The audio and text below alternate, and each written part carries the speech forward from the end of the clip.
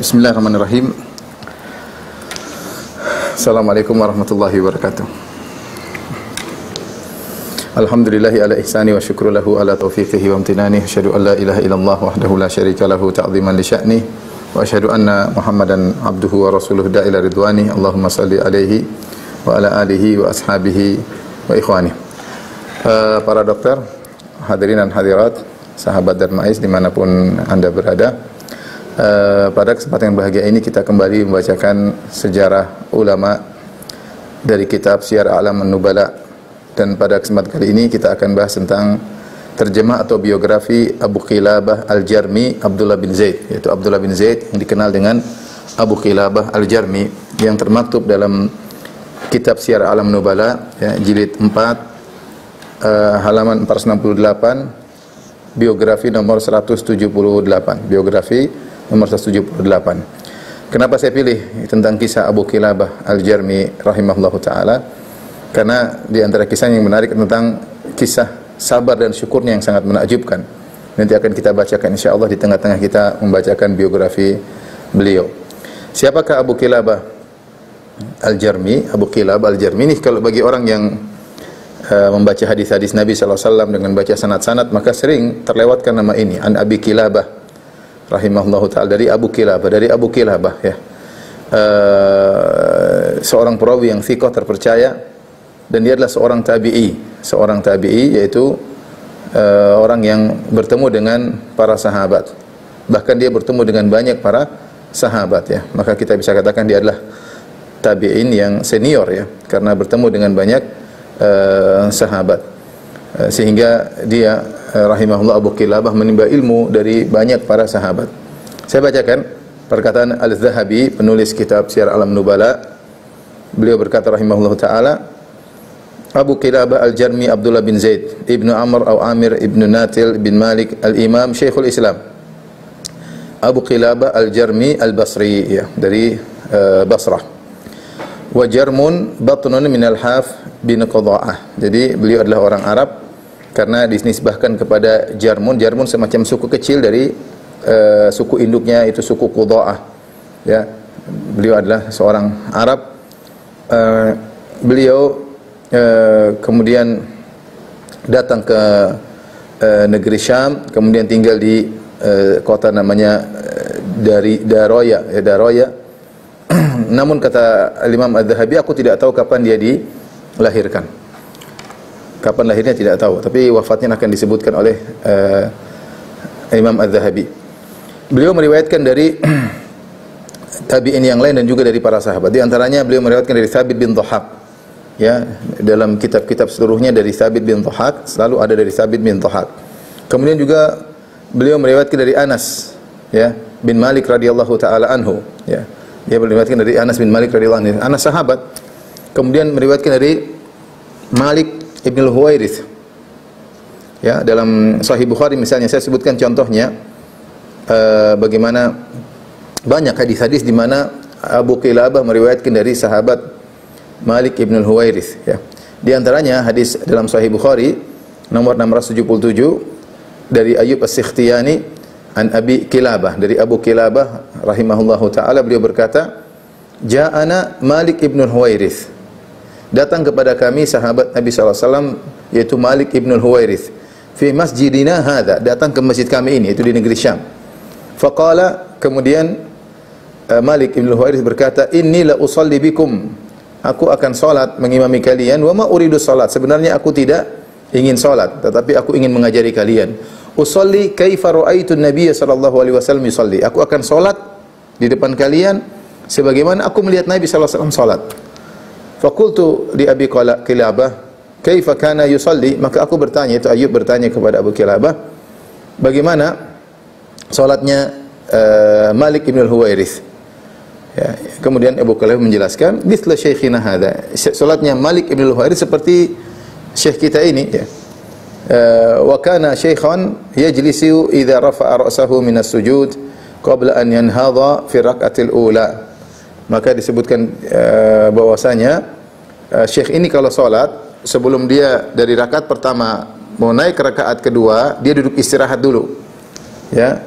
yajlisu idza rafa'a ra'sahu minas sujud, dia ketika bangkit dari sujud kedua, mau naik ke rakaat kedua, dari rakaat pertama sujud 2 kali, sujud pertama, sujud kedua, ketika mau naik ke rakaat kedua, beliau imam mereka itu duduk dulu, duduk istirahat. Qabla an yanhadha fi rakaatil ula, sebelum bangkit ke rakaat berikutnya, ya. Dan ini dalil di antaranya tentang disyariatkannya duduk istirahat, dan diriwayatkan oleh Malik Ibn Huwairits, dan Malik Ibn Huwairits adalah termasuk sahabat-sahabat yang terakhir bertemu dengan Nabi sallallahu alaihi wasallam. Dia berguru bersama Nabi sallallahu alaihi wasallam dengan serombongan teman-temannya sekitar 20 hari berguru kepada Nabi sallallahu alaihi wasallam di akhir-akhir kehidupan Nabi sallallahu alaihi wasallam. Dari situ kemudian para ulama khilaf, apakah duduk istirahat sebelum bangkit ke rakaat kedua atau dari rakaat ketiga, rakaat keempat? Apakah seorang jika sujud kedua langsung bangkit ke rakaat berikutnya, atau duduk istirahat dulu baru kemudian sebentar sejenak baru kemudian naik ke rakaat berikutnya? Ada khilaf di kalangan para ulama. Sebagian mengatakan hukumnya sunnah karena Malik Ibn Huwairits meriwayatkan dari Nabi sallallahu alaihi wasallam. Ada yang mengatakan tidak sunnah karena Malik Ibn Huwairits ketemu dengan Nabi di akhir hayat Nabi sallallahu alaihi wasallam, di mana Nabi sallallahu alaihi wasallam dalam kondisi tua. Kalau orang tua lemah boleh duduk istirahat, jika tidak lemah sebaiknya langsung berdiri ke rakaat berikutnya. Intinya ada khilaf, tapi itu bukan bahasan kita. Pembahasan kita adalah bagaimana Abu Qilabah bertemu dengan sebagian sahabat. Di antaranya adalah Malik Ibn Huwairits radhiyallahu taala anhu. Dan beliau juga meriwayatkan dari Anas bin Malik radhiyallahu taala anhu. Ini sahabat-sahabat yang beliau riwayatkan, dan lihat bagaimana Al-Imam Dzahabi memperinci. Beliau juga meriwayatkan dari Hudzaifah Ibnul Yaman dari dalam Sunan Abi Daud. Diriwayatkan hadisnya periwayatan Abu Qilabah dari sahabat Hudzaifah dalam Sunan Abi Daud. Kemudian dari Samurah bin Jundub, dari sahabat Samurah bin Jundub dalam Sunan Nasa'i. Kemudian dari Ibni Abbas, Abdullah bin Abbas dalam Sunan At-Tirmidzi. Ya, hadisnya tersebar, ada yang diriwayatkan dalam Sunan Tirmidzi, ada yang diriwayatkan dalam Sunan Nasa'i, ada yang diriwayatkan dalam Sunan Abu Daud, ya. Kemudian Ambasa bin Sa'id bin Al-As dalam Sahih Bukhari dan Sahih Muslim. Dan seterusnya. Di antaranya juga dari Abu Hurairah, beliau juga meriwayatkan dari Abu Hurairah dalam Sunan Nasa'i. Kemudian juga beliau melewatkan dari Mu'adzah Al-Adawiyah, dari Zainab bintu Ummi Salamah, dari Aisyah dalam Sahih Muslim dan Tirmidzi dan Nasa'i. Kemudian meriwayatkan juga dari Muawiyah dalam Sunan Abi Daud dan Nasa'i. Dan dari Nu'man bin Bashir dalam Sunan Abi Daud dan Nasa'i, dan juga dalam Sunan Ibnu Majah. Intinya beliau meriwayatkan dari banyak sahabat, yang menunjukkan beliau ada seorang tabi'in yang senior, bertemu dengan banyak sahabat, bahkan meriwayatkan dari banyak sahabat.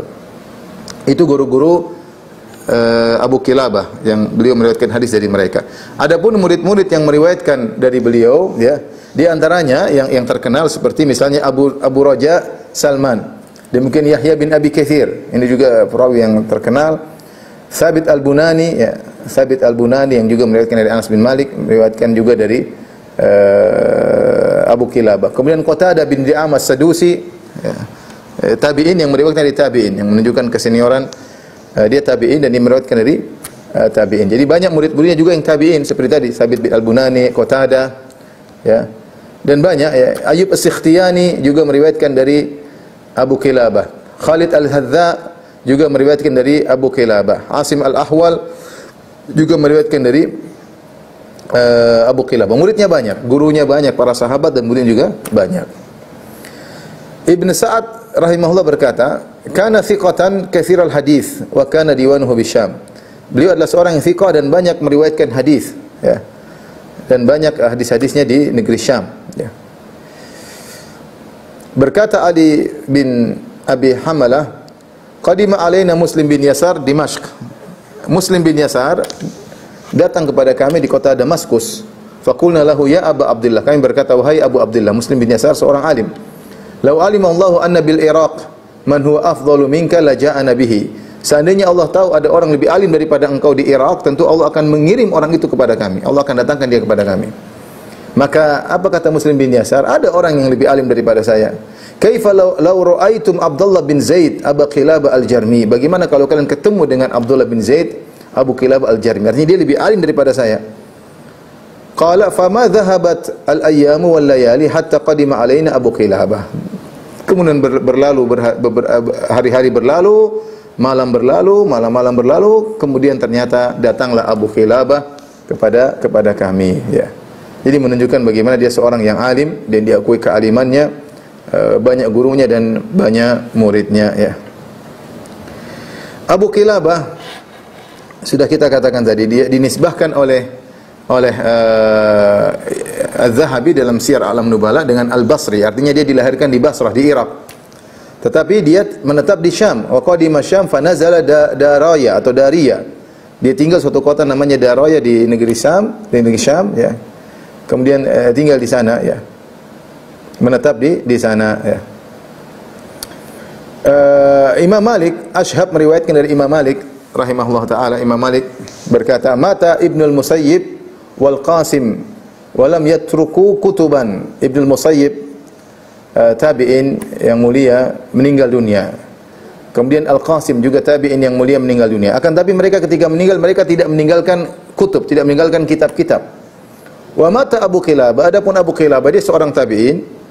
Fa balaghani annahu taraka himla baghlin kutuban. Tetapi ketika dia meninggal, dia meninggalkan kitab-kitab banyak. Hadis-hadis yang dia riwayatkan, dia tulis di kitab-kitab. Yang kitab tersebut cukup banyak seukuran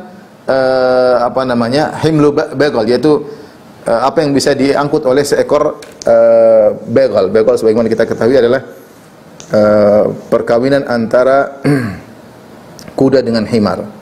Antara kuda dengan himar, maka lahirlah baghl ya. Makanya ada teka-teki mengatakan hewan apa yang dilahirkan tapi tidak bisa melahirkan meskipun betina ya.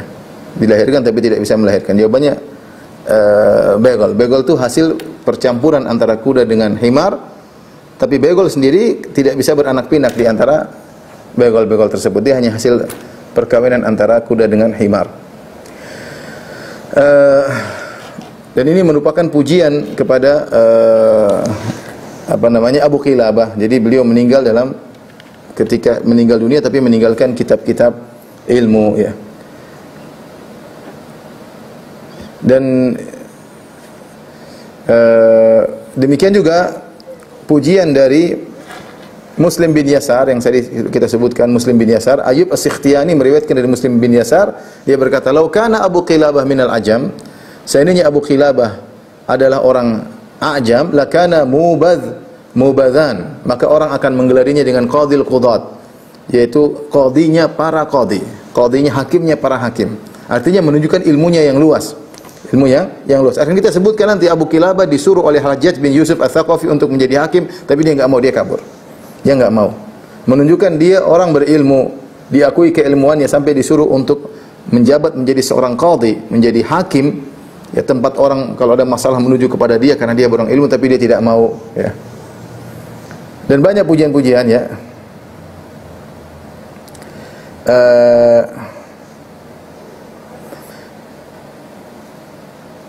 Qala Hammad sami'tu Ayyub dzakara Abu Qilabah. Kata Hammad, aku mendengar Ayyub As-Sikhtiyani, muridnya Abu Qilabah, meriwayatkan hadis dari Abu Qilabah, dia menyebut tentang gurunya Abu Qilabah. Kemudian beliau berkata, kata Ayyub As-Sikhtiyani, "Kana wallahi minal fuqaha dzawil albab." Demi Allah, Abu Qilabah adalah termasuk fuqaha. Jadi bukan sekedar meriwayatkan hadis, tapi dia cerdas, fikih, ahli fikih. Ada orang yang meriwayatkan hadis tapi mungkin fikihnya kurang. Tetapi Abu Qilabah, beliau rahimahullahu taala meriwayatkan hadis dan dia ahli fikih. Dzawil albab, orang yang cerdas. Inni wajadtu a'laman nasi bil qada ashaddahum minhu firaran. Aku mendapati dia ya adalah orang yang paling paham tentang qada ya. A'laman nas bil qada, yang paling paham tentang masalah hukum-hukum pengadilan adalah Abu Qilabah. Ashaddahum minhu firaran. Tetapi dia adalah orang yang paling kabur dari namanya jadi qadhi, enggak mau jadi hakim, enggak mau, padahal dia paling ahli, dia enggak mau. Wa ashaddahum minhu faraqan, dan dia paling takut kalau disuruh jadi qadhi. Ya. Wa ma adraktu bihadzal Misr a'lama bil qada min Abi Qilabah. Ya. Dan aku tidak menemukan orang di kota ini yang lebih paham tentang masalah pengadilan seperti Abu Qilabah. Ya.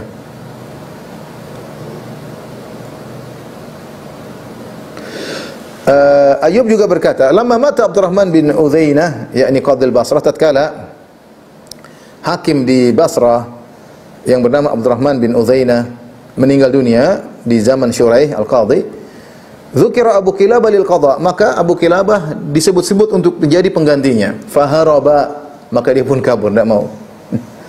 Ya. Dia kabur, tidak mau jadi qadhi. Padahal itu kejabatan bergengsi. Semua orang akan hormat sama dia. Keputusannya akan, ini bukan mufti doang. Kalau mufti kan ulama ngomong belum tentu dilaksanakan. Tapi kalau menjadi qadhi kerajaan, hakim kerajaan, apa yang dia ucapkan, yang diputuskan itu akan dieksekusi. Ucapannya akan dieksekusi, dia eksekutor. Dia akan dieksekusi oleh penguasa. Artinya beda dengan kalau mufti. Mufti hanya mengatakan hukumnya haram, halal, ini tidak boleh. Tapi tidak ada eksekusi di situ.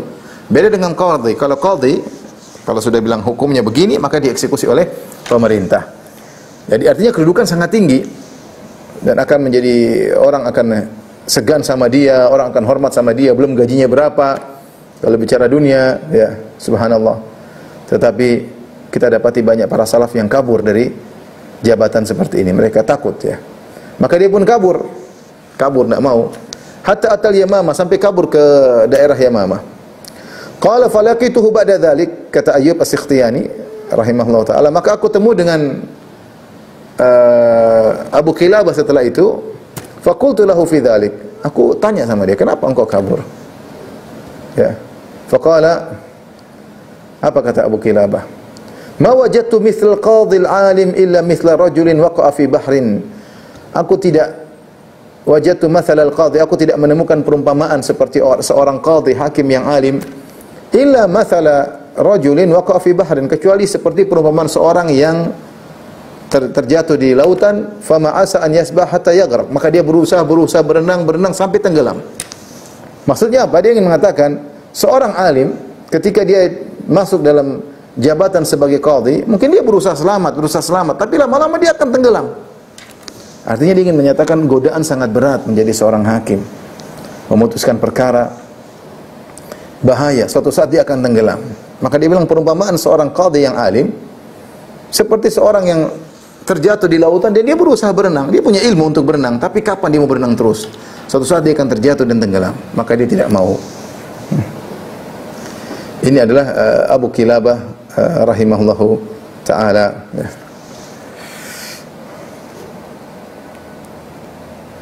Ali bin al-Madini berkata, Abu Qilabah Arabiyyun min Jarmin. Abu Qilabah adalah seorang Arab dari Jarm. Tadi kita mengatakan usul kepada kabilah Qudha'ah, kabilah terkenal. Mata di Syam, meninggal di negeri Syam. Wa adraka khilafata Umar bin Abdul Aziz. Dan dia sempat mendapati masa pemerintahan Umar bin Abdul Aziz. Tsumma tuwfiya sanata arba'in wa mi'ah. Dia meninggal tahun 104 Hijriah. Jadi Abu Qilabah wafat, lahirnya tidak diketahui kapan, tapi wafatnya 104 Hijriah. Nanti kita bacakan bagaimana kisah wafatnya yang subhanallah sangat menakjubkan kisah wafatnya. Abu Qilabah ya, Maulah Abu Qilabah berkata, kuntu jalisan ya. Kuntu jalisan inda Umar bin Abdul Aziz, fa dzakarul qasamah fa haddathtuhu. Kata Abu Qilabah, saya satu hari duduk di sisi Umar bin Abdul Aziz. Fa dzakarul qasamah. Kemudian mereka bercerita tentang hadis al-qasamah. Ini hadis terkenal namanya hadis al-qasamah, tentang masalah orang terbunuh tapi tidak terbukti. Ini pembahasan fikih. Fa haddathuhu an Anasin bi qissatil Uraniyin. Maka aku pun sampaikan kepada Umar bin Abdul Aziz tentang kisah Uraniyin. Hadis juga. Artinya Abu Qilabah punya ilmu, dia sampaikan kepada Umar bin Abdul Aziz. Faqala Umar, lan tazalu bi khairin ma dama fikum hadha aw mithlu hadha. Kalian wahai rakyatku atau kalian semua akan senantiasa dalam kebaikan selama ada orang alim ini, yaitu Abu Qilabah. Dan itu benar, ini perkataan Umar bin Abdul Aziz benar, selama ada orang alim yang membimbing masyarakat, ya maka masyarakat akan dalam kebaikan. Yang menjadikan jika orang-orang alim kemudian diwafatkan oleh Allah Subhanahu wa taala, kemudian tersisa orang-orang jahil, ya. Makanya dalam hadis, innallaha la yanzi'ul ilma intiza'an walakin biqabdil ulama. Sungguhnya Allah tidak mengangkat ilmu dengan sekaligus, tetapi Allah dengan mewafatkan para ulama. Hatta idza lam yubqi aliman, sehingga tatkala orang-orang alim sudah pada meninggal seluruhnya, ittakhadhan nasu ru'usan juhala, maka orang-orang pun mengambil orang-orang bodoh sebagai pemimpin, sebagai tempat bertanya, sebagai panutan. Fasu'ilu, maka orang-orang bodoh tersebut tidak punya ilmu yang mereka tampil bergaya sebagai ulama, muncul di hadapan masyarakat. Fasu'ilu, lantas orang-orang bodoh ini ditanya tentang masalah agama, fa'aftau bi ghairi ilmin, lantas mereka berfatwa tanpa ilmu, fadhallu wa adhallu, maka mereka sesat dan menyesatkan. Namun jika ada orang-orang alim masih berada di tengah-tengah umat yang berfatwa dengan ilmu, yang menyampaikan kebaikan, menyampaikan kebenaran, maka umat dalam kondisi kebaikan. Sebagaimana perkataan Umar bin Abdul Aziz, "Lan tazalu bi khairin ma dama fikum hadza." Kalian akan senantiasa dalam kebaikan selama ini orang masih ada atau yang semisalnya. Baik.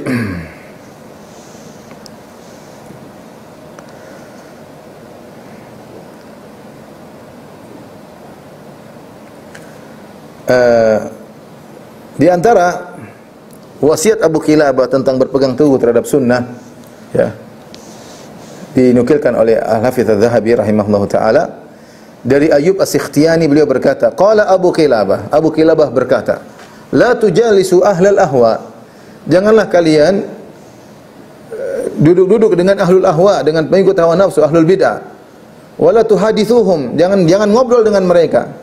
Fa inni la amanu an yaghmurukum fi dhalalatihim aw yulbisu alaikum ma kuntum ta'rifun. Aku khawatir kalian akan terperangkap dalam kesesatan mereka, dan aku khawatir mereka akan beri syubhat, membuat rancu apa yang telah kalian kenal sebelumnya. Ini bahaya duduk sama ahlul bidah. Ya, kata Abu Kilabah, jangan duduk sama ahlul bidah. Kalian sudah mengenal sunnah, jangan ngobrol sama ahlul bidah. Kenapa? Karena mereka akan menyampaikan syubhat-syubhat. Ketika hati tidak kuat, maka kita akan ragu dengan apa yang sudah kita yakini, ya, karena syubhat-syubhat mereka, ya, maka kata Abu Kilabah, jangan duduk dengan mereka, ya. Abu Kilabah juga berkata, sebagian diriwayatkan oleh Ayyub As-Sikhtiyani dari Abu Kilabah, beliau berkata, idza haddatsta ar-rajula bis-sunnah, kalau kau sampaikan kepada seorang tentang sunnah Nabi begini, sunnah Nabi begini, faqala da'na min hadza wa hati kitab Allah, kemudian orang itu berkata, jangan bilang sunnah-sunnah, saya mau Al-Qur'an saja, jangan sunnah-sunnah. Fa'alam annahu dhal, ketahuilah orang itu adalah orang sesat, kata Abu Kilabah. Yang kalau kita sebutkan Rasulullah bersabda, sunnah Nabi, hadis ini, hadis ini, saya enggak mau dengar hadis, saya maunya Al-Quran saja, kata Abu Kilabah, fa'alam annahu dhal, ketahuilah orang itu orang yang sesat. Qultu ana, maka Az-Zahabi mengomentari, Az-Zahabi rahimahullah mengomentari perkataan Abu Kilabah, wa idza ra'aital mutakallim al-mubtadi'a yaqul, jika engkau melihat seorang ahlul bidah sedang berbicara, kemudian orang ahlul bidah itu berkata, da'na minal kitab wal ahadithil ahad wa hatil aql, tinggalkan Al-Quran, jangan ikut Al-Quran, jangan ikut hadis-hadis, tapi saya mau berdebat dengan akal, saya enggak mau debat dengan Al-Quran sunnah, saya mau debat dengan akal, mari kita debat dengan akal. Fa'lam annahu Abu Jahal, kata Az-Zahabi, ketahuilah orang itu adalah Abu Jahal. Wa idza ra'aita salika tauhidi yaqul, kalau kau lihat ada orang sufi yang ekstrim tentunya, yang mengatakan kita bertauhid dengan tauhid metode mereka, yaqulu da'na minan naqal wa minal aqal, saya tidak bicara tentang dalil, saya tidak bicara pakai akal, wa hati dzauq wal wajd, tapi kita bicara dengan perasaan, dengan wajd, yaitu ilham dari Allah. Fa'lam annahu iblis, ketahui orang itu adalah iblis. Kata Az-Zahabi, qad dhahara bi surati bashar, dia adalah iblis yang telah menampakkan diri dalam bentuk manusia, au qad halla fihi, atau iblis telah masuk dalam tubuhnya. Fa in jabunta minhu fahrub, kalau kau takut dari dia, kabur. Wa illa fasra'hu wabruk ala sadrihi, kalau kau berani maka berkelailah dengan dia, kemudian jatuhkan dia dan duduk di atas dadanya, waqra alaihi ayatul kursi, dan ruqyah dia baca ayat kursi, wahnukhu, kemudian cekik dia. Ini perkataan Az-Zahabi tentang bahayanya ahlul bidah. Jadi dia mengomentari, Abu Kilabah mengatakan, hati-hati, jangan duduk sama ahlul bidah, kau bisa berubah. Sunnah yang sudah kau yakini selama ini bisa kau tinggalkan, bisa rancu. Maka Az-Zahabi menambah, kalau ada yang lebih parah daripada ini, mengatakan tidak usah pakai Quran, tidak usah pakai hadis, kita pakai akal aja, itu Abu Jahal. Lebih parah lagi, tidak usah pakai akal, kita pakai perasaan, kita diskusi pakai perasaan, ketahuilah iblis, ya. Maka berkelailah dengan dia, duduki dadanya, baca ayat kursi supaya dia diruqyah, ya.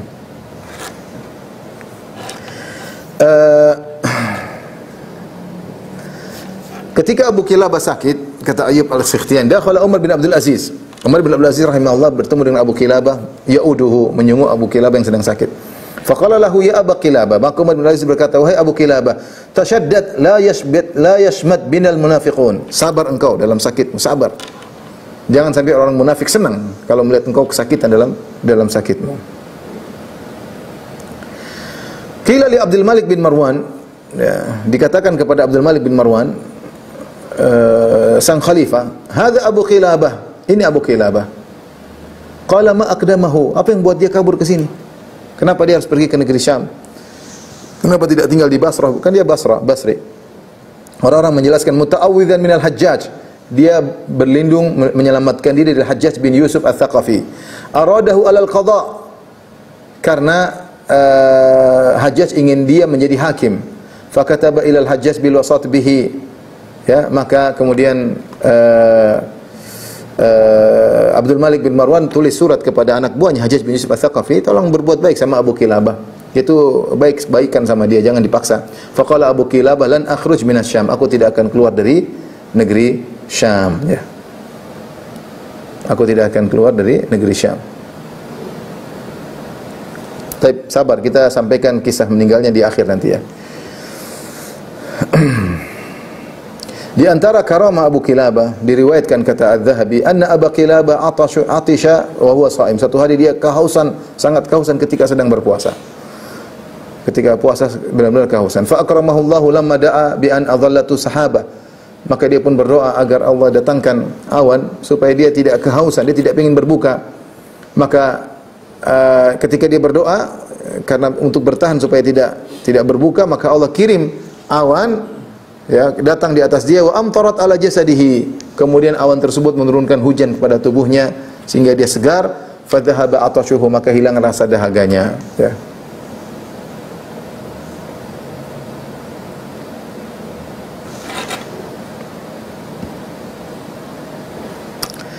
Taib. Akhbarani Abdul Mu'min Syekhuna, kata Az-Zahabi, guru kami yang bernama Abdul Mu'min mengabarkan kepada kami, anna Abu Kilabah mimma btuliya fi badanihi wa dinihi. Abu Kilabah termasuk orang yang diuji pada badannya dan juga diuji pada agamanya. Urida alal qadha fa haraba ila Syam. Diuji pada agamanya. Dia disuruh untuk menjadi hakim, dia tidak mau, dia kabur ke negeri Syam. Famata bi arishi Misr, maka dia meninggal di daerah dekat Mesir. Sanata arba, pada tahun 104 Hijriyah.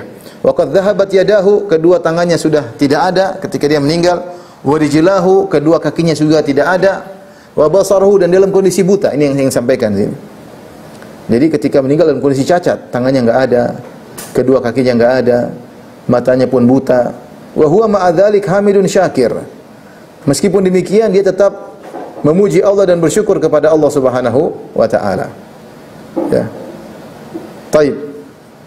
Kita bacakan kisah ini bagaimana wafatnya Abu Kilabah rahimahullahu taala. Dan kisah wafatnya Abu Kilabah ini diriwayatkan dalam beberapa kitab seperti kitab As-Siqat Ibn Hibban dan juga kitab dari Ibnu Asakir juga meriwayatkan, ya.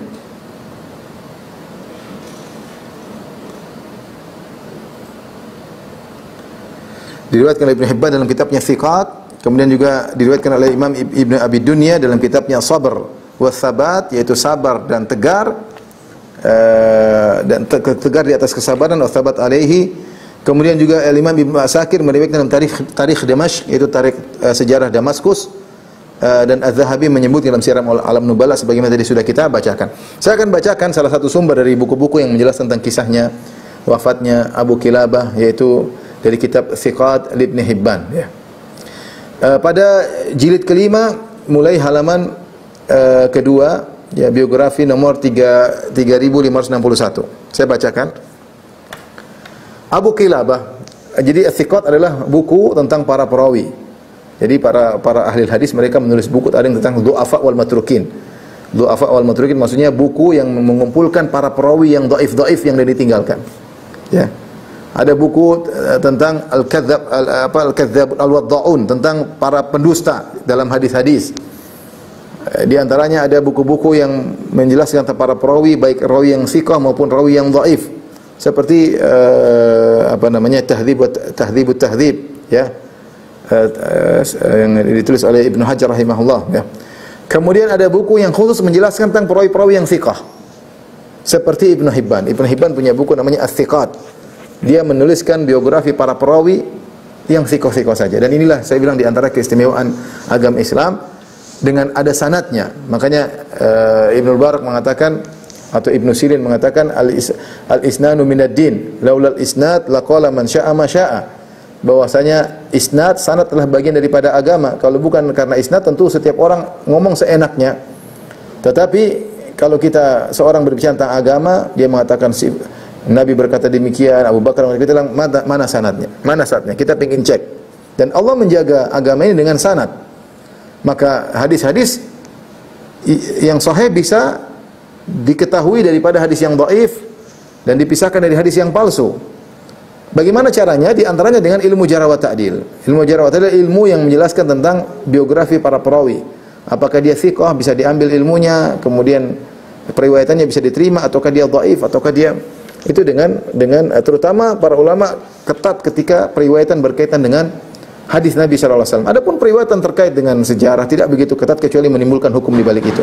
Adapun periwayatan terkait dengan hadis Nabi, para sahabat, para ulama ketat. Maka ada namanya ilmu jarh wa ta'dil, ilmu tentang kedudukan kredibilitas para perawi.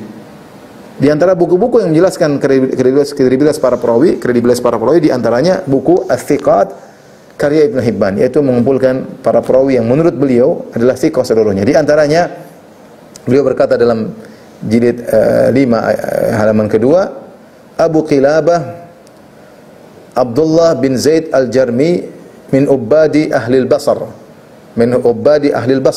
wa zuhadihim.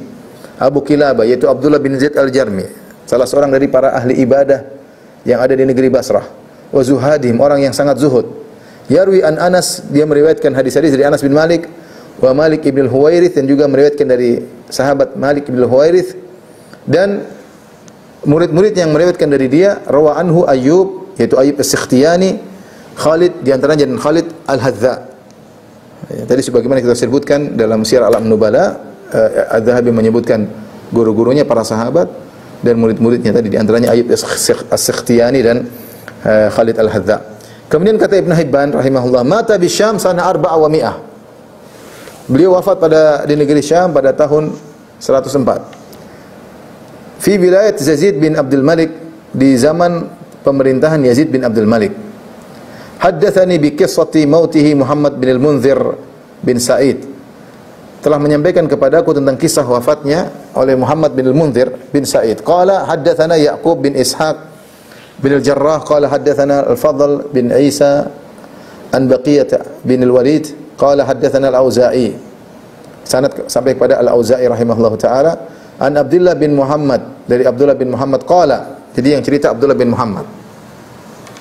Ini Ibnu Hibban menceritakan kisah wafatnya Abu Qilabah. Kita bacakan. Abdullah bin Muhammad berkata, kharajtu ila sahilil bahr murabitan. Aku pergi menuju ke pinggiran pantai. Sahil bahr itu pinggiran pantai, pinggir laut. Murabitan, bertugas ya. Murabit itu menjaga daerah perbatasan antara negeri kaum muslimin dengan negeri orang kafir. Wa kana rabituna yawma idzin Arish Misr. Ketika itu tempat kami menjadi daerah perbatasan suatu tempat namanya Arish Misr, itu di negeri Syam. Arish Misr, ya. Qala falamma intahaitu ila sahil, tatkala aku sampai di pinggiran pantai, fa idza ana bi batihatin, aku tiba-tiba suatu daerah yang terbuka ya, mungkin dekat pantai. Wa fil batiha khaymatun, dan ternyata di daerah terbuka tersebut ada khaymah, ada kemah. Fiha rajulun qad dhahaba yadahu, dalam kemah tersebut ada seorang yang kedua tangannya sudah enggak ada. Wa rijlahu, dan kedua kakinya juga sudah tidak ada.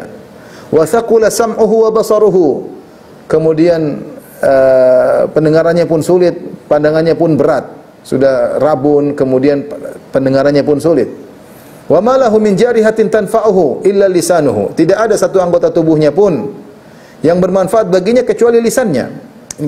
Kita bisa bayangkan bagaimana orang ini, kedua tangannya enggak ada, kedua kakinya enggak ada, pendengaran sudah lemah, mata sudah rabun, tidak ada satu anggota tubuhnya yang bermanfaat kecuali lisannya. Wa huwa yaqul, dalam kondisi demikian dia berdoa, Allahumma auzi'ni an ahmadaka hamdan ukafi bihi syukra ni'matika allati an'amta biha alayya wa faddaltani ala katsirin mimman khalaqta tafdila. Perhatikan dia doa, dia mengatakan, ya Allah, auzi'ni, anugerahkanlah kepadaku, ilhamkanlah kepadaku, an ahmadaka, agar aku bisa memujimu, hamdan ukafi bihi syukra ni'matik, dengan pujian yang aku bisa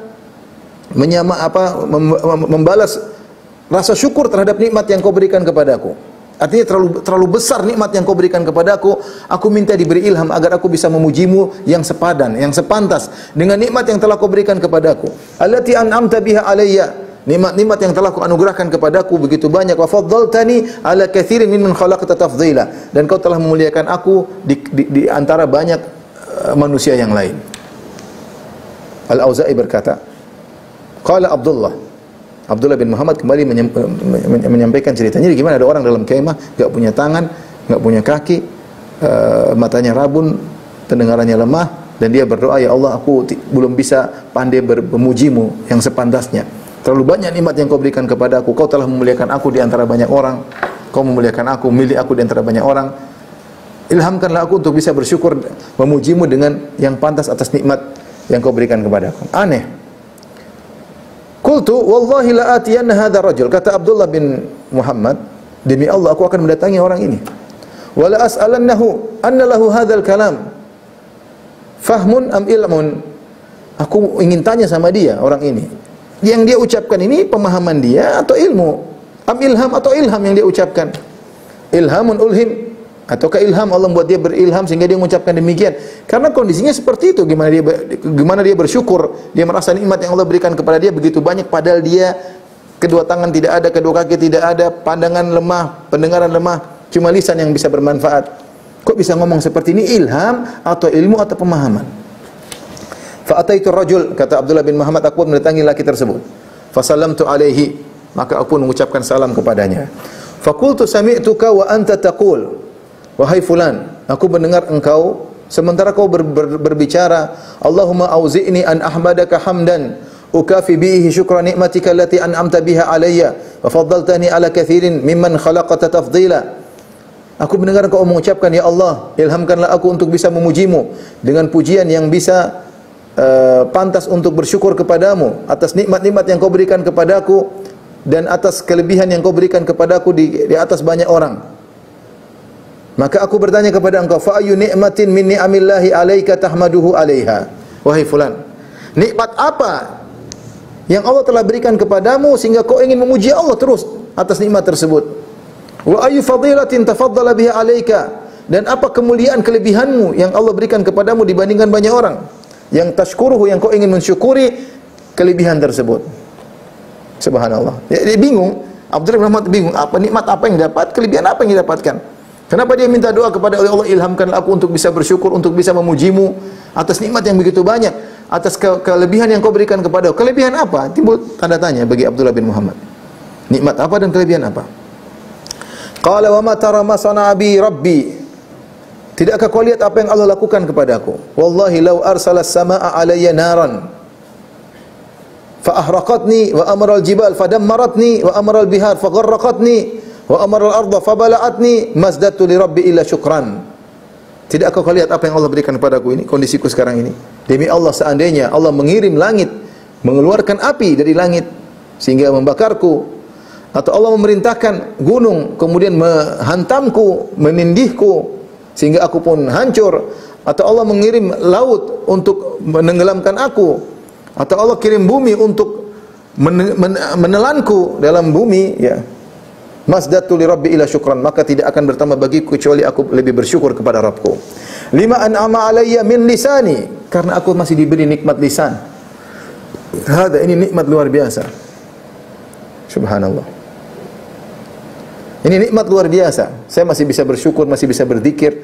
Subhanallah, bagaimana sabar dan syukur luar biasa yang menakjubkan dari Abu Kilabah. Bagaimana kalau kita bayangin kondisi seperti orang ini, ya. Tangan tidak ada, kaki tidak ada, pendengaran sudah lemah, pandangan sudah rabun. Dia punya satu lisan, tapi dia bisa bersyukur, berzikir kepada Allah, dan dia mengatakan ini nikmat yang luar biasa. Ya. Sementara kita masih diberikan banyak kenikmatan. Lisan kita gunakan ucapkan yang tidak ada manfaatnya. Kita tidak merasakan tentang anugerah nikmat lisan. Seperti Abu Kilabah, semua kenikmatan dari tubuhnya telah diambil kecuali lisan, dia merasa itu nikmat yang luar biasa. Kemudian dia berkata, walakin ya Abdullah, id ataitani li ilaika hajatun qad tarani ala ayyi halatin ana lastu aqdiru li nafsi ala dharrin wala naf'in. Dia mengatakan, tapi fulan, maksudnya dia berkata kepada Abdullah bin Muhammad, Aku bersyukur dengan lisanku, tapi kebetulan kau sudah datang di sini. Saya punya keperluan untuk saya sampaikan kepadamu. Apa keperluan Abu Kilabah? Kau lihat sekarang diriku, kondisi seperti ini, aku tidak bisa ngurus diriku. Lastu aqdiru li nafsi, aku tidak bisa ngurus diriku.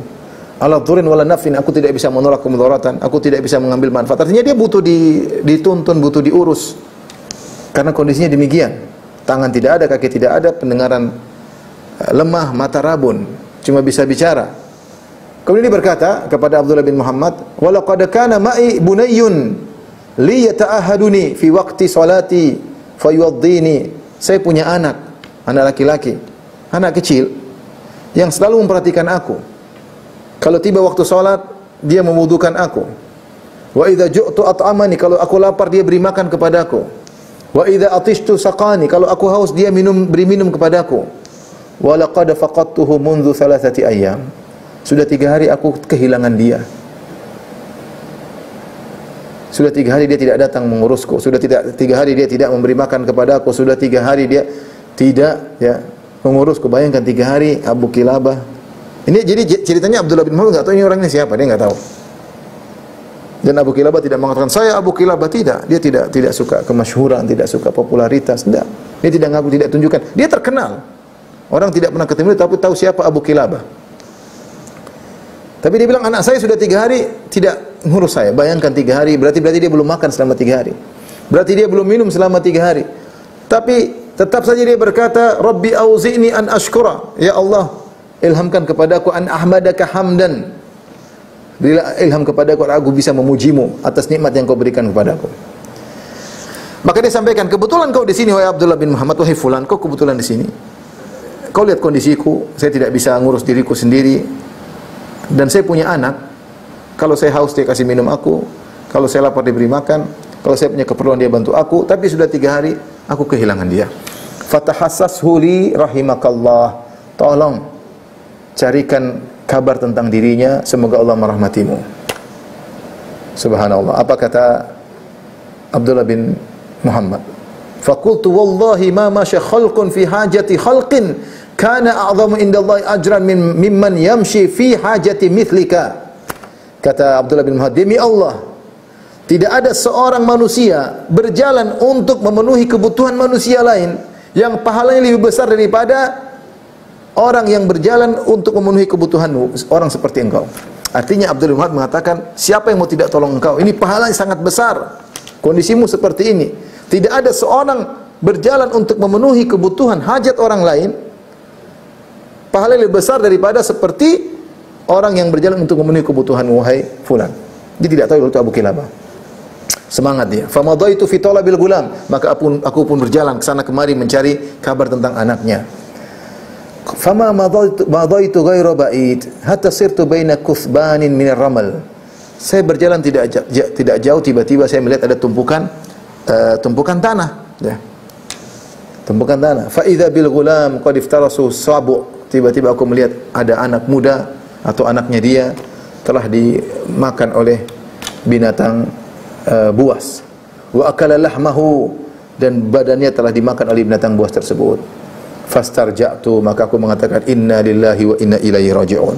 Ini anak yang selalu merawat Abu Kilabah sudah meninggal dimakan oleh binatang buas. Wa qultu anna li wajhun raqiqun ati bihi rajul. Apa yang harus aku katakan kepada laki tersebut? Kondisinya seperti itu, anaknya meninggal. Dengan wajah apa aku akan menceritakan hal ini kepada lelaki yang cacat tersebut? Fabainama ana muqbilun nahwahu. Tapi aku harus laporkan kepada dia. Sementara aku berjalan menuju orang cacat tersebut, idh khatara ala qalbi dzikru Ayyub, tiba-tiba terbetik dalam hatiku kisah Nabi Ayyub alaihissalam yang diuji dengan ujian yang luar biasa. Falamma ataituhu, tatkala aku tiba kepada orang yang cacat tersebut, aku bertanya, salam tu alaihi, aku mengucapkan salam kepadanya, faradda alaihi salam, lantas dia menjawab salamku, faqala alasta bi sahibi, dia berkata karena Abu Kilabah sudah tidak melihat dengan baik, dia mengatakan, bukankah kau orang yang tadi aku wasiatkan untuk mencari anakku? Qultu bala, aku berkata benar. Qala ma fa'alta fi hajati, bagaimana tentang keperluanku yang aku sampaikan kepadamu untuk cari kabar tentang anakku? Fakultu, dia mau menyampaikan bingung. Ini orang bagaimana? Apa yang mau saya sampaikan? Anaknya sudah meninggal. Fakultu anta akramu ala Allah am Ayyub. an-nabi. Maka aku berkata, dia kasih mukaddimah supaya bisa menerima kondisi ini. Maka aku berkata kepada orang cacat ini, siapakah yang lebih mulia di sisi Allah? Engkau ataukah Nabi Ayub? Qala bal Ayyub an-nabi. Tentu Nabi Ayub lebih afdal daripada aku. Qultu hal alimta ma sana'a bihi rabbuhu? Tahukah engkau apa yang telah Allah uji kepada Nabi Ayub? Alaysa qad ibtalahu bimalihi wa alihi wa waladihi? Bukankah Allah telah menimpakan ujian kepada Nabi Ayub alaihissalam pada hartanya? Tadinya kaya raya, ludes hartanya. Wa alihi, tadi punya anak yang banyak, meninggal seluruhnya. Ya, keluarganya, anak-anaknya hilang. Qala bala, tentu, iya saya tahu. Qultu fa kaifa wajadahu? Bagaimana Allah mendapati Ayub ketika diuji dengan ujian tersebut? Kehilangan harta dan anak-anaknya. Qala wajadahu sabiran, syakiran. Kata orang cacat tersebut, Allah mendapati Ayub sebagai orang yang sabar, yang bersyukur, hamidan, yang memuji Allah Subhanahu wa taala. Qultu wa lam yarda minhu dzalika hatta awhasha min aqribaihi wa ahibbaihi. Bukan cuma sampai di situ wahai fulan, kata Abdullah bin Muhammad. Bahkan Allah uji lebih daripada itu. Kerabat-kerabatnya menjauh darinya. Orang-orang yang dulu dekat dengan Nabi Ayub meninggalkan Ayub seluruhnya. Qala na'am, benar, diuji tambahan lagi. Qultu fa kaifa wajadahu rabbuhu? Diuji, ditinggalkan oleh kerabat-kerabatnya, ditinggalkan oleh adik-adiknya, ditinggalkan oleh teman-temannya. Bagaimana Allah mendapatinya setelah diuji tambahan tersebut? Qala wajadahu sabiran syakiran hamidan. Kata orang cacat tersebut, Allah mendapati Ayub tetap bersabar, bersyukur dan senantiasa memuji Allah. Qultu falam yarda minhu bidzalik hatta sayyarahu aradan limarit tariq. Bukan cuma itu, kata Abdullah bin Muhammad kepada Abu Kilabah. Dia enggak tahu itu Abu Kilabah. Bukan cuma itu, Allah belum selesai. Allah tambah lagi ujian kepada Ayub sampai Allah jadikan dia orang yang tergeletak di pinggir jalan, ya, sampai orang melewati dia tergeletak dekat tempat sampah. Nabi Ayub alaihissalam.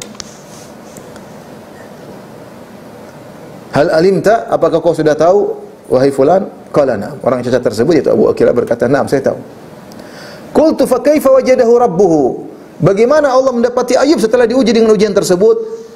Orang cacat tersebut yaitu Abu Kilabah berkata, "Sabiran syakiran hamidan." Dia bersabar, dia bersyukur dan dia memuji Allah. Abu Kilabah tahu ini semua, dia punya ilmu, dia lebih berilmu dari Abdullah bin Muhammad yang sedang ceramain dia ini, dia lebih berilmu. Maka dia berkata, "Aujis rahimakallah." Tolong singkat, kesimpulannya apa wahai fulan? Semoga Allah merahmatimu. Maksudnya apa maksudmu menyampaikan ini semua? Mungkin dia sudah rasa.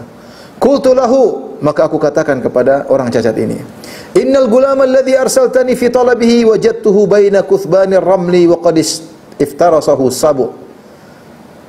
Anak yang kau perintahkan aku untuk mencarinya, aku telah mendapatinya di dalam tumpukan tanah dan dia telah dimakan oleh binatang buas. Fa akala lahmahu, maka binatang buas tersebut makan dagingnya. Fa a'zamullahu lakal ajar wa alhamaka sabar. Semoga Allah berikan kau pahala yang besar wahai orang fulan yang cacat ini. Semoga Allah menghilangkan kesabaran kepadamu. Faqala al-mubtala, maka apa kata Abu Kilabah yang sedang cacat, dia mengatakan, "Alhamdulillahilladzi lam yakhluq min dzurriyyati khalqan ya'sihi fayu'adzibahu bin-nar." Alhamdulillah, segala puji bagi Allah yang tidak menciptakan di antara anak-anakku manusia yang bermaksiat kepadanya lantas Allah menyiksanya dengan api neraka. Jadi anaknya ini anak soleh, berbakti kepada dia, tidak sempat kenal nakal-nakal, dimakan oleh binatang buas, meninggal dunia. Maka dia puji Allah, alhamdulillah anakku meninggal dalam kondisi anak soleh. Alhamdulillah Allah tidak menjadikan anakku punya anak yang bermaksiat kepada Allah dan Allah akan mengazabnya. Tsumma sarja', kemudian dia mengucapkan inna lillahi wa inna ilaihi raji'un, kemudian keluar suara famat, kemudian dia meninggal dunia. Dia meninggal dunia. Fakultu, kata Abdullah bin Muhammad, inna lillahi wa inna ilaihi raji'un. Kita ini semua milik Allah dan kita akan kembali kepada Allah. Azumat musibati rajul mithlu hadha. Sungguh besar musibah yang menimpaku. Artinya sedihan luar biasa melihat lelaki ini. Rajul mithlu hadha in taraktu akalatu siba. Lelaki seperti ini kalau aku biarkan akan dimakan oleh binatang buas. Wa in qa'atu lam aqdir ala dharrin wala naf'in. Kalau aku diam di sini pun percuma, aku tidak bisa beri manfaat, tidak bisa beri mudarat. Fasajjaituhu bi syamlatin kanat alaihi, maka aku pun menutupnya dengan kain yang dia pakai. Wa qa'atu inda ra'sihi bakiyan. Aku pun duduk di sampingnya, aku pun menangis. bingung ya. Fa bainama ana qa'id, tatkala aku sedang duduk menangisi mayat orang yang cacat ini, idh tahajjama alayya arba'atu rijalan, tiba-tiba ada 4 orang datang kepadaku. Faqalu ya Abdullah, wahai Abdullah, ma haluka wa ma qissatuka? Kenapa kau di sini nangis? Apa yang terjadi? Apa gerangan yang terjadi? Faqasastu alaihim qissati wa qissatahu, maka aku ceritakan kepada 4 orang tersebut tentang kisahku dan kisah lelaki cacat ini. Faqalu li, mereka berkata kepadaku, ikshif lana an wajihi, coba buka wajahnya. Fa asa an na'rifahu, mungkin kami kenal dia siapa.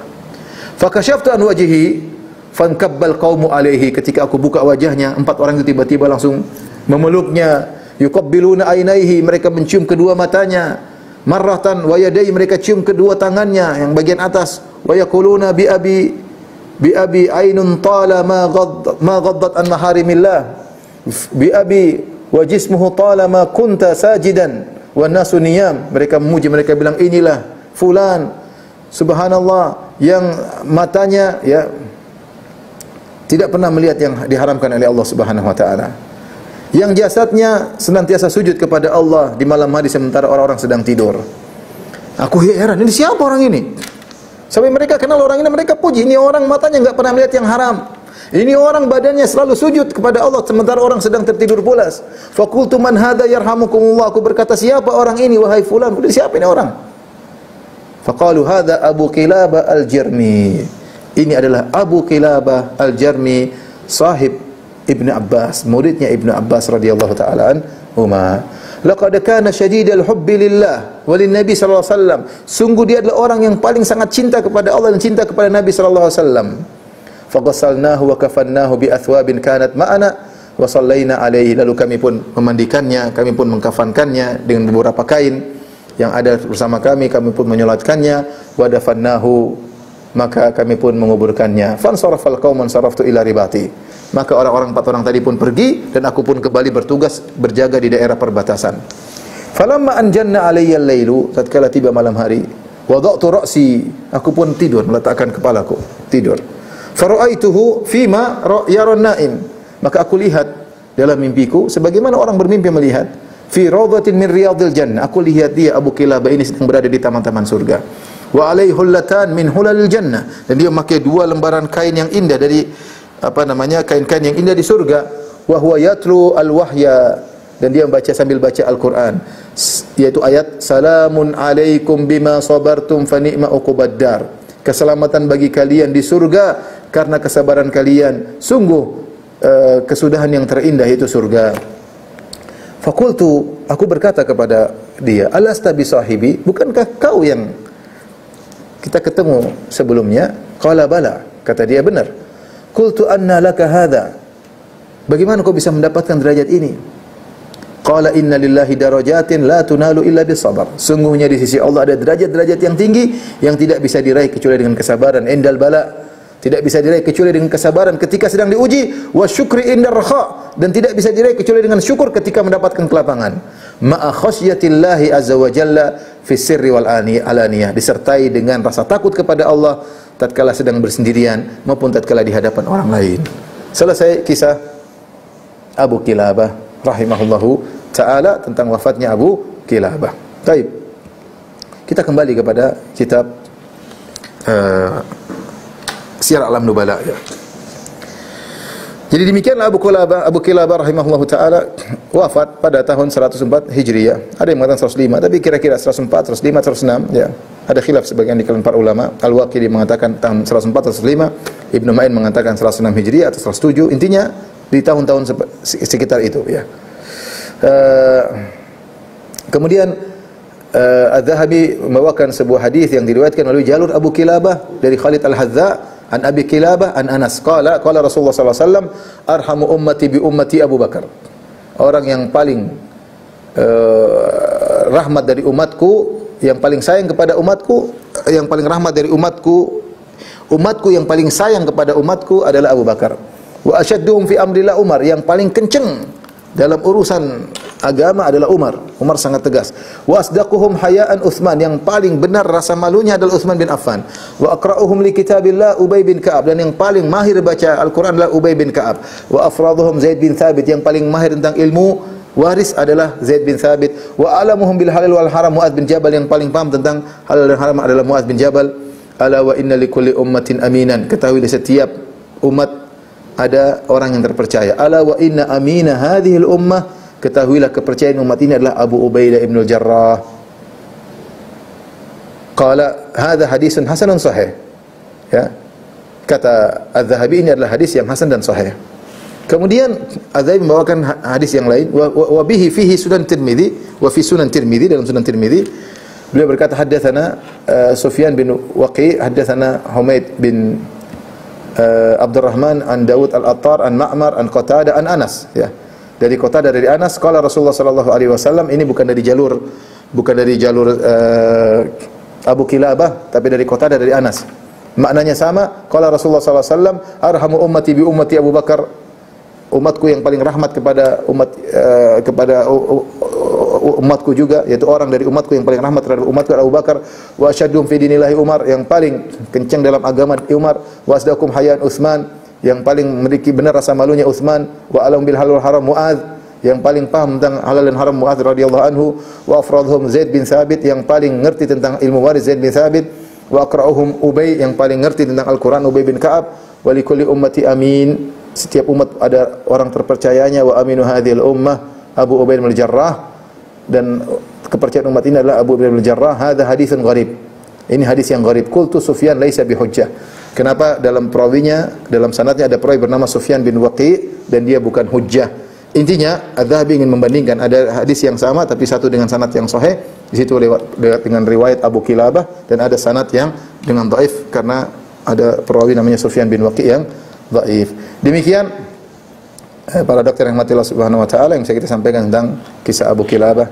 Semoga menjadi pecutan bagi kita untuk tetap bersabar, bersyukur dengan apapun yang Allah berikan kepada kita, karena kita ini orang-orang begitu sering lupa, ya. Lupa kalau diberi kenikmatan yang banyak, lupa, ya. Ketika diberi ujian sedikit sudah lupa dengan kenikmatan yang banyak yang pernah Allah berikan. Makanya di antara tafsir firman Allah Subhanahu wa taala, innal insana li rabbih lakanud, manusia itu suka berkeluh kesah. Kata Hasan al-Basri, yadhkuru al-masaib wa yansa ni'am. Manusia suka berkeluh kesah apa? Kalau musibah menimpanya itu yang dia ingat-ingat. Sementara kenikmatan yang sudah dirasakan dia lupakan, sehingga dia berkeluh kesah. Lihatlah bagaimana Abu Kilabah melihat pada sisi kenikmatan, pada sisi musibah dia lupakan, dia lihat pada sisi kenikmatan. Selama lisannya masih bisa berzikir, maka musibah yang lain dia abaikan. Wallahu ta'ala alam bisawab. Ini saja, mungkin oleh yang bertanya saya persilakan.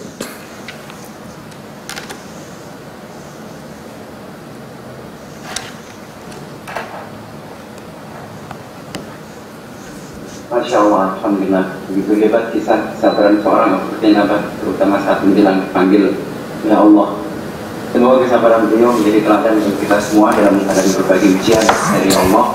Itu juga kepandaian yang bersyukur pada Allah Ta'ala dalam semua kondisi yang dialami oleh beliau dalam suka maupun duka. Baik, ada pertanyaan Ustaz, sampai di atas apa ketika kita menghadapi suatu ujian atau kesedihan itu, dalam apakah misalnya kita diperbolehkan untuk menangis ketika atau sekedar mengingat mengingat kisah-kisahnya yang dulu, sampai berapa satu harikah kita dianggap sebagai orang yang bersabar atau bagaimana? Sabar bertingkat-tingkat. Ada namanya sabar, ada namanya ridha, ada namanya syukur, ya. Yang paling rendah derajat sabar.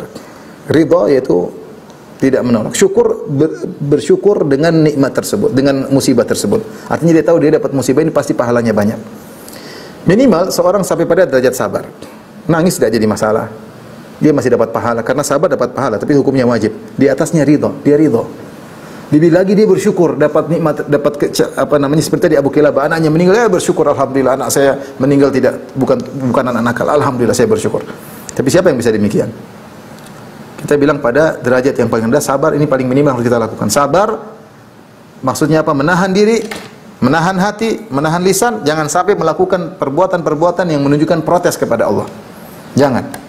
Seperti aduh kenapa begini? Aduh ya Allah. Pokoknya ucapan apapun, gerakan apapun, melempar, merobek-robek. Makanya dia mengatakan laisa minna, kata Rasulullah SAW, laisa minna man darabal khududa wa syaqqal juyuba wa da'a bid'ah jahiliyah. Bukan dari golongan kami orang tatkala terkena musibah ditampar-tampar pipinya, dia robek-robek bajunya, dia menyuruh dengan seruan jahiliyah. Kenapa? Karena perbuatan menampar pipi, merobek-robek baju, menjamah-jamah rambut, ini semua bentuk protes kepada keputusan Allah. Itu enggak boleh. Adapun seorang nangis tidak apa. Yang dilarang kalau niyaha, ya Allah, itu protes. Itu namanya bentuk protes. Butuhnya dia meraung-raung ketika terjadi musibah. Adapun kalau dia menangis rahmat, seperti Nabi SAW ketika anaknya meninggal, Rasulullah SAW menangis. Ya, kenapa dia ada ibadah rahmat? Ya. Ibadah rahmat kepada anak yang meninggal, ada ibadah yang bisa dilakukan dengan apa? Kasih sayang. Di antaranya dengan tangisan. Maka Nabi mengatakan, innal ainal latadma, sungguh mata ini mengeluarkan air mata. Wa innal qalba la yahzan, hati ini sedih. Wala naqulu illa bima yurdi rabbana, namun kami tidak mengucapkan perkataan kecuali yang mendatangkan keriduan Rabb kami. Wa inna bi firaqika ya Ibrahim lamahzunun, sungguh kami bersedih dengan kepergianmu wahai putraku Ibrahim. Ujian berat bagi Nabi, tapi Nabi sabar, ya. Nabi sabar, tangisan menunjukkan rahmat. Oleh karenanya ada pertanyaan yang menarik ditanyakan kepada Syekhul Islam Ibnu Taimiyah rahimahullahu taala. Nabi ketika putranya Ibrahim meninggal, Nabi menangis. Tapi Fudail bin Iyad, Abu Ali, ketika putranya meninggal, Abu Ali tertawa. Apakah Fudail bin Iyad lebih afdal daripada Nabi? Pertanyaan ini. Nabi ketika putranya meninggal menangis. Abu Ali ketika Fudail, anaknya Ali, anak yang paling soleh, anaknya sangat soleh, terkenal, sampai biografinya dikhususkan, meninggal, ayahnya tertawa. Maka Ibnu Taimiyah rahimahullah menjawab bahwasanya Rasulullah SAW mencontohkan ibadah yang sekaligus, yaitu ibadah syukur sekaligus ibadah rahmat. Yang ini tidak bisa dilakukan oleh Fudail bin Iyad, sehingga ketika antara rahmat dan syukur, maka dia mendahulukan syukur, rahmat tidak bisa dia tampakkan. Adapun Nabi SAW, dia bisa menggabungkan bahwasanya saya bersyukur atas segala keputusan Allah, tapi ada ibadah rahmat juga jangan kita lupakan. Kita rahmat kepada anak kita, kita rahmat kepada orang yang meninggal, sehingga Nabi lebih afdal daripada seluruh umatnya. Wallahu ta'ala alam bisawab. Jadi intinya seorang bersabar jangan melakukan perbuatan atau mengucapkan perkataan yang menunjukkan dia tidak terima keputusan Allah Subhanahu wa taala. Pertanyaan selanjutnya Ustaz. Ini berhubungan dengan tugas kita sebagai dokter Ustaz. Saat ini kita menghadapi pasien Ustaz. Kita tahu kalau kematian itu adalah sudah ditetapkan Allah, itu takdir dari Allah. Tapi ini kematian menimpa misalnya di orang terdekat kita gitu. Kita yang merawat sendiri. Apakah kita mengintrospeksi apa yang kita lakukan, kita yang merawat ya, apa yang salah dengan saya, kita ulas terus sampai berbulan-bulan begitu. Pak, itu salah satu yang tidak istilahnya menerima takdir Allah atau apa bagaimana? Maksudnya ngerawat kelamaan gitu, mas saya nggak paham maksudnya gimana? Bukan Ustaz, jadi kita mengintrospeksi tentang terapi yang kita berikan. Ketika orang yang terdekat yang kita rawat itu meninggal misalnya, kita terus memikirkan kayaknya ada yang salah gitu. Oh gitu ya. Terus itu. Dan itu dipikir terus Ustaz sampai hitungan minggu, berbulan. Apakah ya itu di antara bentuk kurang terima harusnya ya sudah, Allah Maha tahu kita manusia penuh dengan kelemahan dan kita tidak ada yang bisa merawat dengan sempurna, dan la yukallifullahu nafsan illa usaha, Allah tidak memberi luar suatu kemampuan di luar kemampuan seseorang. Fattaqullaha mastata'tum, bertakwalah semampumu. Ya, kalau sudah berusaha semaksimal mungkin sebagai kapasitasnya sebagai dokter yang merawat, yang mampu saya cuma ini, nggak bisa lebih. Ketika meninggal ya, kalaupun ada kesalahan kita bilang ya, kita itu bukan kesalahan disengaja, nggak ada dokter sengaja bunuh mayat, nggak ada, bunuh orang pasien, nggak ada. Dia pasti berusaha, qadarullah meninggal. Ini terjadi kemarin pada musim-musim corona, musim-musim banyak yang bingung, orang banyak, satu diurusin, satunya meninggal, bingung. Kita mau nyalahkan mereka? Enggak. Maka tidak perlu kita bertanya-tanya seperti itu. Kita hanya buang-buang waktu. Kita bilang inna lillahi wa inna ilaihi raji'un. Dan husnudzan bahwasanya Allah memberikan kita pahala karena kita sudah berusaha semaksimal mungkin merawat saudara kita tersebut, kerabat kita tersebut. Wallahu taala alam bisawab. Terima kasih. Mungkin dua pertanyaan lagi, Dok. Dua pertanyaan lagi. Ya, Ustaz. Baik. Kami izinkan dari yang raise hand, Saudara Taufik Muhammad. Silakan.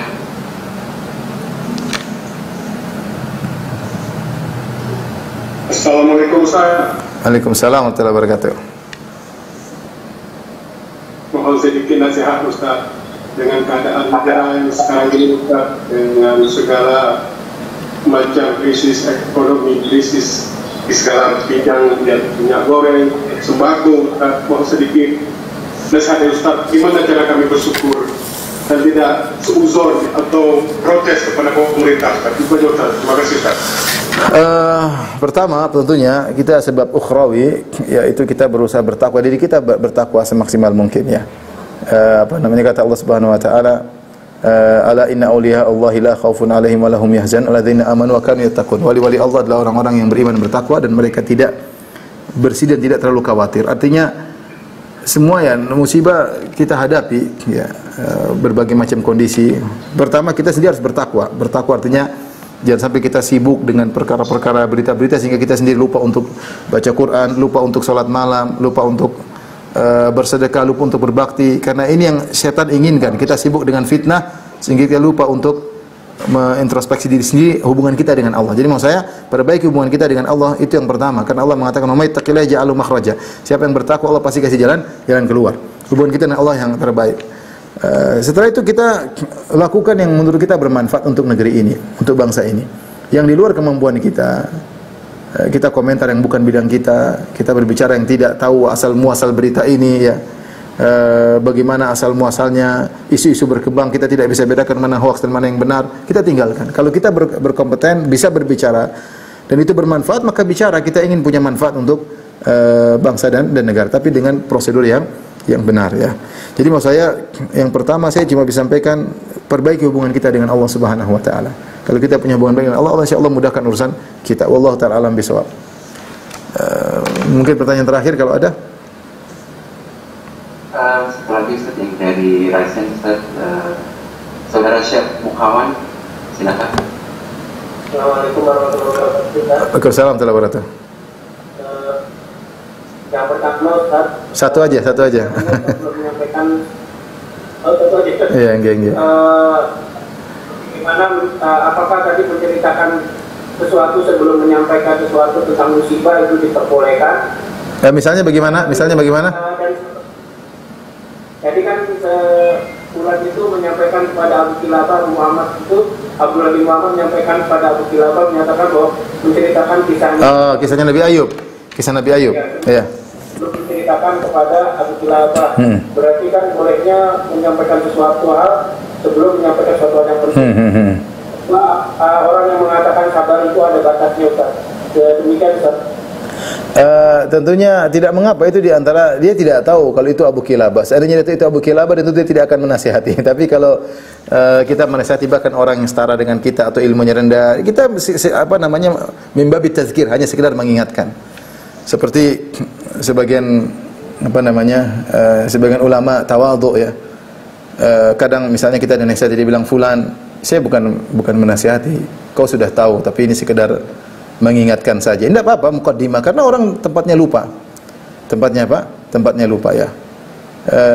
Seperti saya pernah dinasihati oleh guru saya Syekh Abdul Razak hafizahullahu taala. Saya biasa dinasihati, tapi satu saat dia telepon, dia mengatakan ini bukan menasihati, cuma sekedar mengingatkan. Kau juga sudah tahu ya. Itu di antara tawadhu beliau. Artinya kalaupun dia ngomel sama saya pun, saya biasa sebagai murid diomelin guru, tapi dia tidak ngomel sama saya, tapi dia menasihat dengan cara yang baik. Dia mengatakan, "Kau sudah tahu perkara ini, saya bukan mengajari, bukan, tapi sekedar mengingatkan." Kemudian baru beliau menyampaikan nasihat. Tidak jadi masalah, kita saling menasihati ya. Wa tawassaw bil haqq wa tawassaw bis sabr. Saling mengingatkan tentang kebaikan, saling mengingatkan tentang kesabaran, meskipun orang tersebut mungkin lebih alim daripada kita, apalagi sejajar dengan kita, apalagi di bawah kita, dengan cara yang baik. Intinya kita saling menasihati sebagaimana dilakukan oleh Abdullah bin Muhammad terhadap Abu Kilabah rahimahumullahu jami'an. Demikian ikhwan dan akhwat yang dirahmati Allah Subhanahu wa taala, kajian kita. Kurang lebihnya mohon maaf. Wabillahi taufiq wal hidayah. Assalamualaikum warahmatullahi wabarakatuh.